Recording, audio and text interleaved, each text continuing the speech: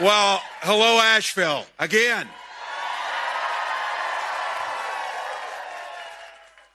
Help me give it up one more time for American Aquarium, for these guys.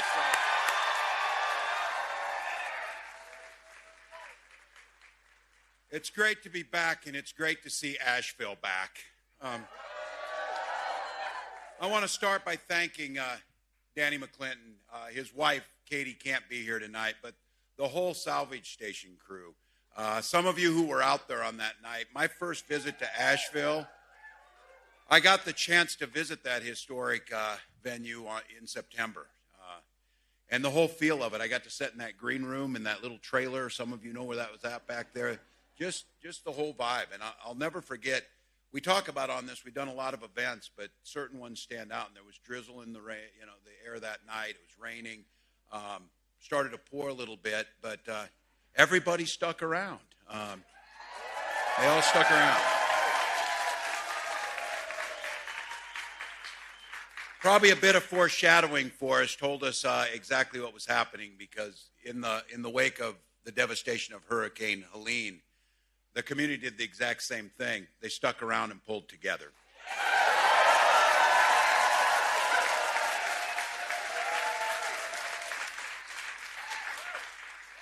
First thing you did, you supported each other and you supported your neighbors. After the storm passed, Salvage Station was totally underwater. But thankfully, everybody at the Salvage Station, the team was safe and accounted for. And I just heard tonight, even the stray cats that were on the place were saved too. So thank you.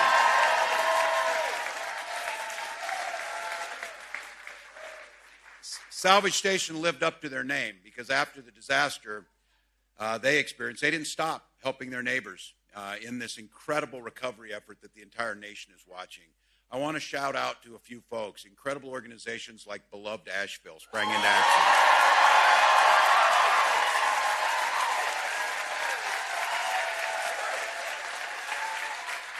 And I want to thank the folks on this campaign who turned from campaigning to lending a hand too. So I want to thank them. So.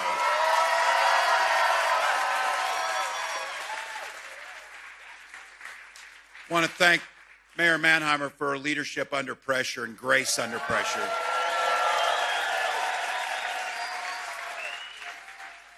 As the country watched, your resiliency and your kindness showed through. It was inspiring. Our pledge to you is Kamala and I are not going to rest until you get all the support to rebuild this community. And I'll get into it a little bit more, but I want to speak to those folks around here, the help for the small businesses here and across this country to get what you need to get up and running and make sure your business thrives. And I got an opportunity, and you're almost ready for it because of all the hard work that you've done down here. I want to make a pitch to some of those folks across the country that are watching tonight. If you have never visited this American treasure of Asheville, book your tickets now and come down. Get down here. This is a treasure. The food's fantastic. Heard it tonight. The music's electric. The creativity of the River Arts District is second to none in this country.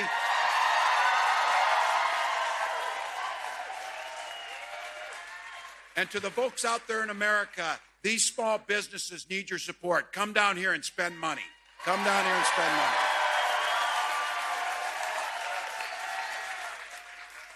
You demonstrated it. The spirit of Asheville is the spirit of this country.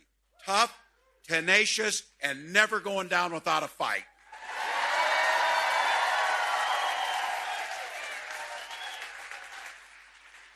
And that's the reason on a beautiful Wednesday night, you are right here tonight. For that simple reason, that simple and beautiful reason, you believe in the promise of America and love this country. Thank you.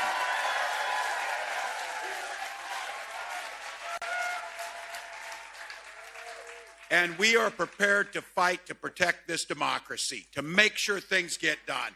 And you might have, I don't know if any of you are paying as close attention or whatever, but we're about 6 days from an election here, folks. I'm saying this, we're going to win this thing, but I tell you what.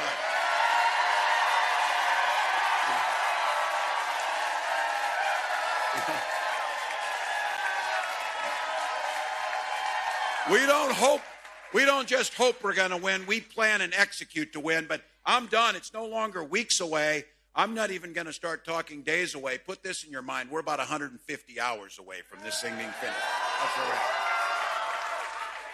we are. Look, early voting in Buncombe County has already started, so we know. How many of you have voted?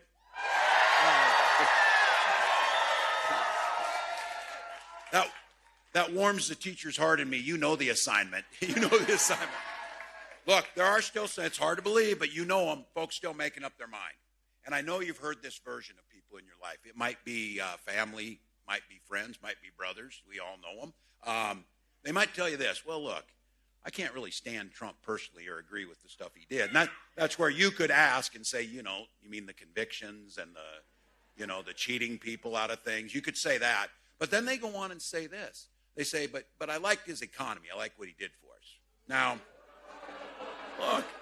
look, it happens to all of us. Time gets you a little bit fuzzy, and I think they might be remembering things a little bit not the way they were. So let me just refresh their memory for you. 4 years ago, our country had lost 2 jobs. Unemployment was way up because Donald botched the. Do you remember? Oh, it was so good under Donald Trump. We were fighting to get toilet paper. We were trying to find to get toilet paper. So look, if you're a billionaire like Elon Musk, you did get something. You got a tax cut.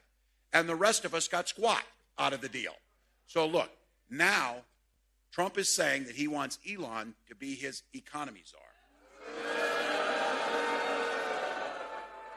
Now, the thing is, Elon apparently doesn't have much of a filter. I think when you're the richest man on the planet, literally, you pretty much say whatever the hell you want to. So at least he was being honest. He said, we're probably going to have to crash the economy to save it. And this is what he said this week. Americans will have to face, and I quote, some hardships. I ask all of you, what in the hell does the richest man on the planet know about hardship? Not one damn thing. Not one damn thing. Now listen, at least they're telling the quiet stuff out loud. So Donald Trump called himself the king of debt and ran up the largest amount of debt in 4 years of any president in American history, mostly by giving tax cuts to the wealthy.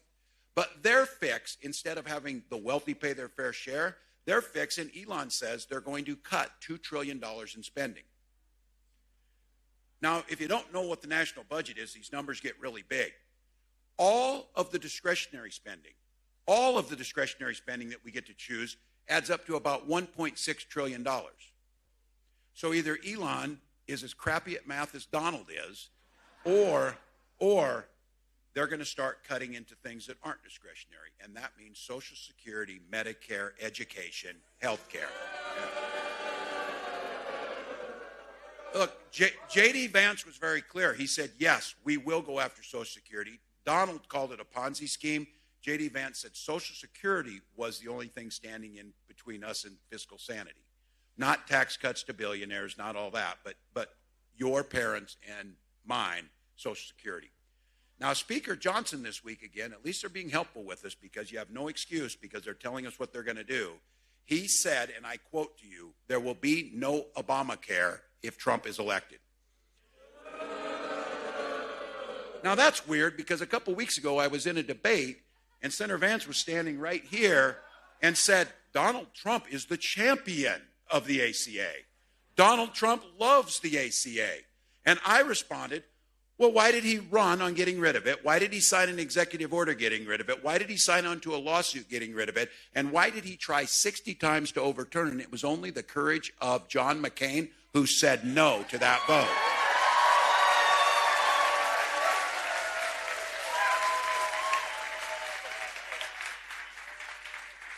You know the old saying, if their lips are moving, you know what they're saying on this. So first of all, but look, Trump is going to say, he goes, I got a way we can pay for this. I can tell you how we can pay for these cuts and things, how we can give billionaires a tax cut. Donald's magical math, nobody else agrees with him. No experts agree with him. No economists agree with him.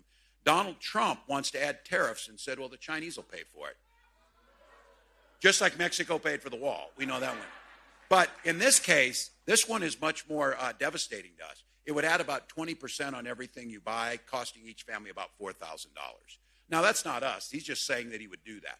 And we know Trump will try and get rid of the ACA. And just to be clear, I think it's important for those undecided voters or some of those folks out there who don't like Donald's personality but loves his proposals, let them know that his big proposal on the ACA is to go back to the time. Remember, he said he had a concept of a plan? JD tried to explain it, and then I said to him, you should go back to the concept because your explanation makes it worse. Because what he said is they're trying to tell you the whole thing about the ACA was expanding to care to everyone, because for the ACA, insurance companies get to decide who they want to cover. And even Donald's failed business acumen would tell you this: insurance companies make money by picking and insuring the healthiest people and then making it really hard to make a claim. How many of you filled out those tons of paperwork to get a claim and, you're not authorized? And you're like, well, my appendix exploded. That should be covered. And they're like, I don't know. Maybe not. That might be something. That's what happens in this. They want to go back and take that away from you. Now, look, Donald Trump, we are not going back, you guys. So we are not going back. Now, whether it's Donald or the people around him, they have figured something out. Donald Trump has spent the last 10 years spreading fear to divide us. Now, I say this. I taught school for quite a few years, and I supervised the lunchroom. Teachers in here know what I'm talking about. So, and you do know this. Fear is a short-term motivator for people, but it doesn't change behaviors. Now, look, he's not out there thinking 1 minute about how to make your life better. In fact, let's be very clear. Do you think Donald Trump has ever thought for a moment about anybody but himself? Now, I know, look, I'm telling you all this, and you're like, damn, I already have enough anxiety. I'm already stressed out. You turn on the news, it's the polar coaster. That's my advice to you today. Get off the polar coaster. Don't, because this is all about getting folks to vote. And when you have anxiety about anything, the surest antidote is action on this. So in this case, you want to know how to get over that? Go vote for Kamala Harris. Go vote. It works. It works. Those of you who went and voted, it felt damn good to do it. Last Wednesday, I had just a privilege of my lifetime. I got to go vote, and I got to be accompanied by my recently turned 18-year-old son who got to cast his first vote.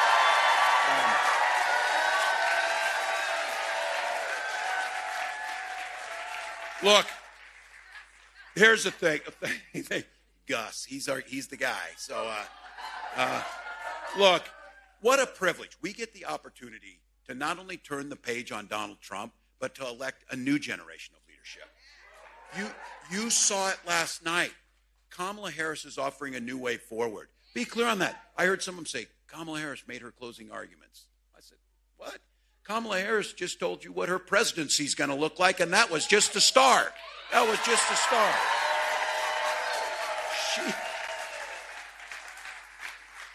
She laid out a to-do list that she's going to do as president. And right at the top, lowering costs for everyone.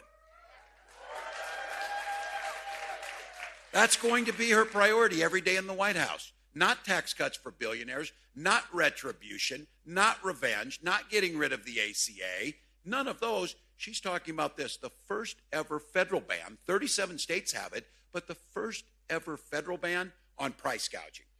Now,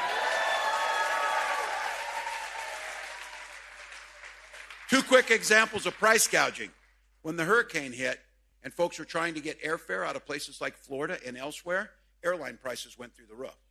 That's not capitalism or free market, that's price gouging.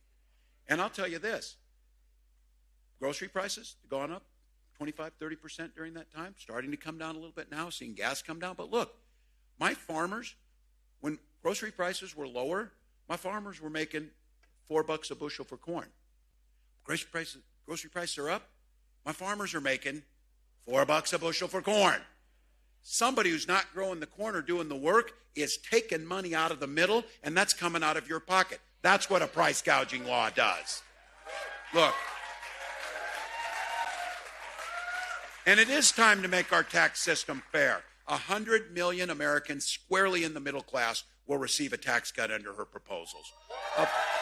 And these little ones, and the little ones, the most effective anti-poverty tax cut that we do is a child tax credit, $6,000 in a child's first year of life.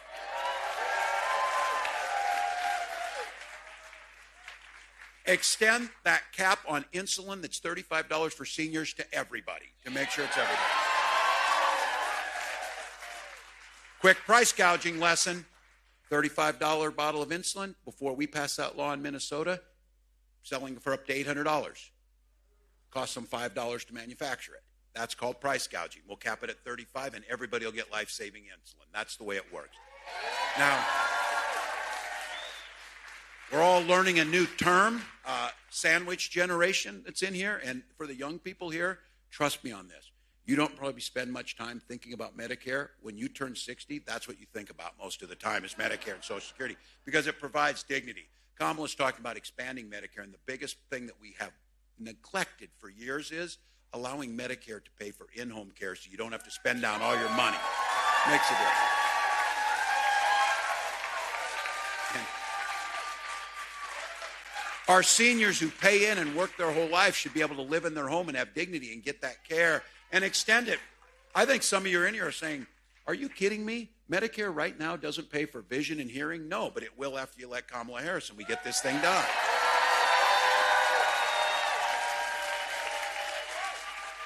My nearly 90-year-old mom got her hearing aids a while back, and for some of you, your parents are a hell of a lot more fun when they can hear. Trust me on this. I've seen it. I've seen it. And the ability to be able to buy a home. For those of us who know what this is, this generation is being put at a disadvantage. It's difficult to get into homes. One of the reasons is, I said on a stage with J.D. Vance, he said, well, the reason we can't buy homes is immigrants are all buying them. And I'm thinking to myself, where are they getting the money to buy it? You know, it's got to do it. You know what the real reason is? We got speculators buying them up and jacking up the prices because they trade these things. That's what they do. So we make sure that doesn't happen, and we make sure that there's a credit on the front end for a $25,000 down payment and get folks into their homes and get them started.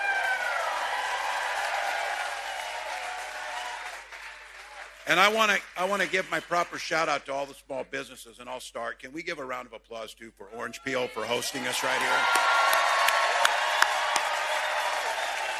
Thank you. Look, to get started, give some grant credits up front and then a $50,000 tax credit. The average small business costs about $40,000 to get off the ground. We give your belt and have you achieve the American dream. So look, we don't have a concept of a plan. We have a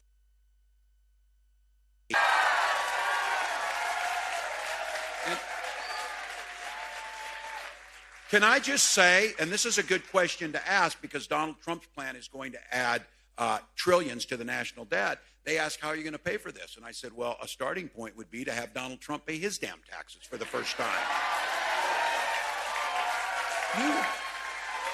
You tell me, 10 of the last 15 years he hasn't paid federal tax, but he tells us every day how rich he is. How does he think we pay for our police and our teachers and our firefighters and our roads and our water treatment plants? That's what we do together. We pay our taxes. They need to be fair, and those at the top can pay their fair shares, and the middle class can thrive. Because I'll tell you what, we have a saying in Minnesota about the economy. When we all do better, we all do better. And that's what we believe. That's what we believe. Now, look, Winston Churchill had a saying about this. He said, this government the Americans have is the worst form of government except for every other one that's ever been devised.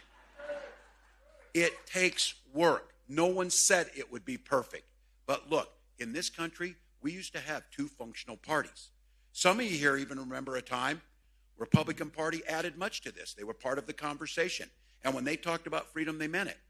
Donald Trump, on the other hand, when he talks about freedom, freedom to be in your exam room, freedom to be in your bedroom, freedom to be in your library or telling you what you should read or be able to watch. I'm telling you, everything's a confession with these guys. When they talk about censorship, it's because it's what they want to do. It's exactly what they want to do. You've heard me say this, and I'll continue to say it because I know North Carolina says it the same way Minnesota says it. Life works better if people just mind their own damn business. Leave us alone. Leave us alone.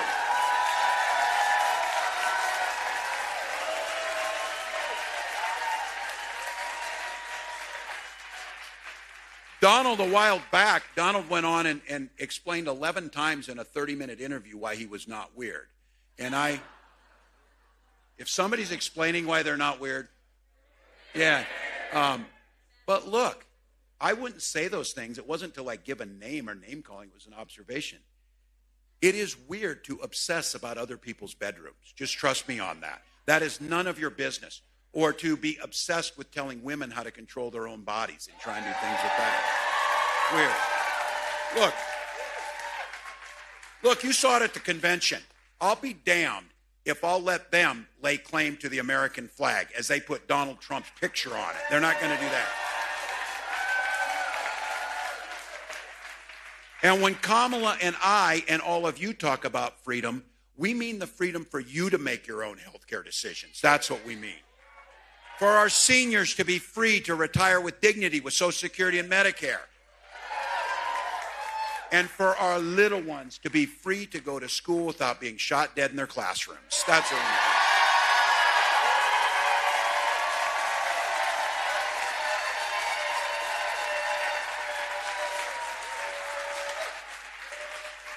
And look for all of you on this. Don't allow them to shape this argument. I know guns. I'm a veteran. I'm a hunter. I'm a gun owner. Kamala is a gun owner. We know, and we have always upheld the Second Amendment. But we also know upholding our first responsibility is to keep our kids safe. You can do both. You can do both. I will say, both members of the Democratic ticket are gun owners, and the Republican nominee can't pass a background check to buy one. So just so you know. So for your cousins who are worried about this, let them know. But I want to spend just a minute here before we go to talk to the men in this room. I'm grateful to see you all here. Look, think about in this moment. Picture those women you love in your life. Wife, partner, daughter, aunt, mother, neighbors, everyone else. And when you think about this election, the way they're seeing it and the way we need to see it is their lives are at stake in this election. Their lives are at stake. And that's not hyperbole. It's happening all across the country. When Donald Trump appointed those Supreme Court justices, who lied in their confirmation hearings about upholding Roe versus Wade? Oh, it's settled law. It's precedence. We won't do anything about it. Well, they overturned it. And Donald Trump brags about it. He is glad that those women you're thinking about in your mind right now, your loved ones, now have fewer rights than their mothers and their grandmothers had. 20 states, including North Carolina, have a Trump abortion ban. Calls them a beautiful thing. Well, here's what that description looks like. Beautiful thing. Gut-wrenching stories all across this country. Emergency rooms, miscarriaging in parking lots. Survivors of rape and incest being forced to carry those terms. Fertility clinics turning couples away at the door. And I've talked about this. It's personal. This is personal on it for all of us. If you haven't gone through the hell of infertility, I guarantee you know somebody who has. And it is terrible. You're waiting for the phone calls, no luck. Time after time, the strains it puts on your families. And I'll tell you what, because my wife and I had access to insurance, and because we had fertility treatments in Minnesota, we were able to have our beautiful daughter, Hope. And she and Gus are our world.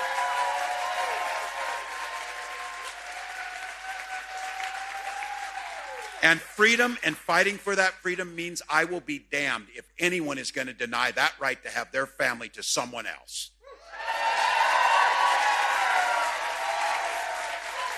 So when we win this election and we hold the Senate and we take the House of Representatives,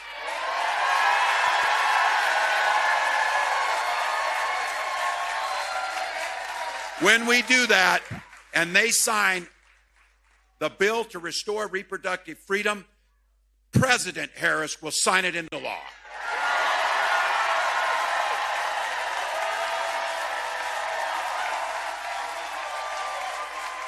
Look, Kamala says it. We're not going back. And there's a reason we're not going back. We're not going back to a time when women's rights were taken from them. We're not going back to those times when we saw Donald Trump give tax cuts to billionaires. We're not going back to when he ignored science and put this country at risk during COVID. We're not going back on the progress that we've made, looking at things like climate change, and we're not going back on the pledge to protect our children from gun violence. We're not going back.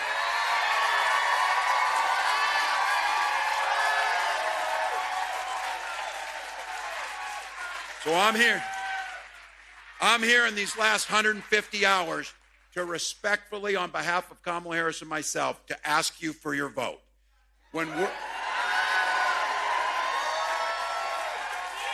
Here's my pledge to you. When we're in the White House, we will respect the oath we swear to defend the Constitution. We'll keep some other promises to you, too. And I will treat your confidence as a sacred trust. The Harris-Walz administration will always be around, and we will be a president and a vice president for those who vote and for those.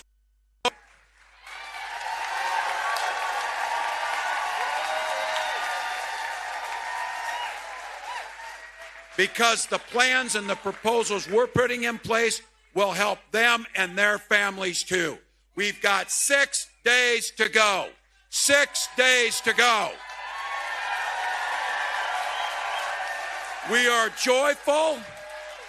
We are optimistic. We have the momentum. But we take nothing for granted.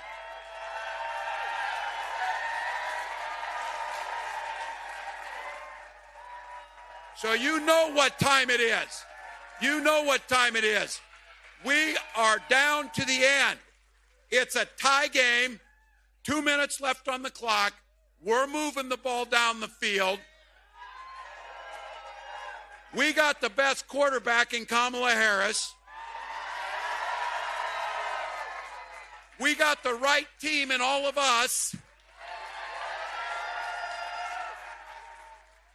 You may be thinking you're getting tired, but I've said it. There is plenty of time to sleep when we're dead. Now is not the time. Now is not the time.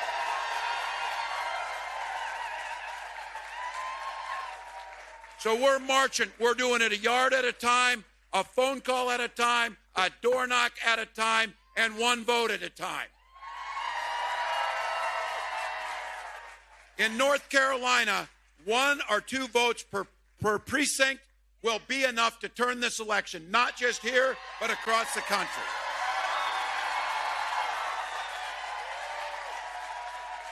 And as you're dragging people to the polls, as you're getting them out there, and somebody will invariably say this because they've done it to them. They've told them that our politics don't matter. They told them both sides are the same. They told them to be depressed. They try and do this. Hell, they pass laws to make it hard to vote. They don't want us to go express that. And you'll have people say, I'm just sick of it. I'm not that into politics. Well, your response is, too damn bad. Politics is into you. Politics is into you. So you can early vote up until November 2nd. You can register. Go find out. If you're voting in person, visit iwillvote.com/NC. Find your polling site. We got a nearest one. Go find those things. But here's the deal, folks. When in your lifetime or anyone's lifetime do we have 150 hours to impact not just the next 4 years, but the next 40 years and beyond? When do we get an opportunity on this incredible, as Kamala Harris said, the greatest nation on earth and the greatest story told, free people running and ruling themselves, not autocrats, not dictators, not one man, but collectively together in a democracy.